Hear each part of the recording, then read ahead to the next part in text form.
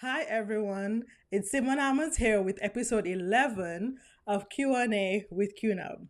Today's question is, where do I put the graphs, the examples, the forms, and other relevant data that is not absolutely necessary to execute the SOP itself, but just provides additional context for the reader?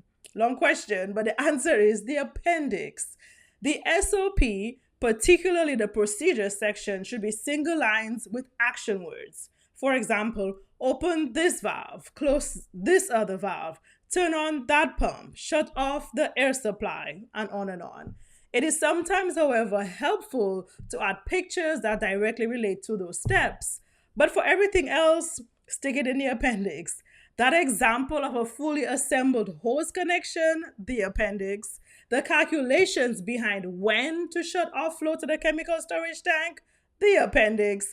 An aerial view of the process area to orient the reader, the appendix. You get my drift. Thank you.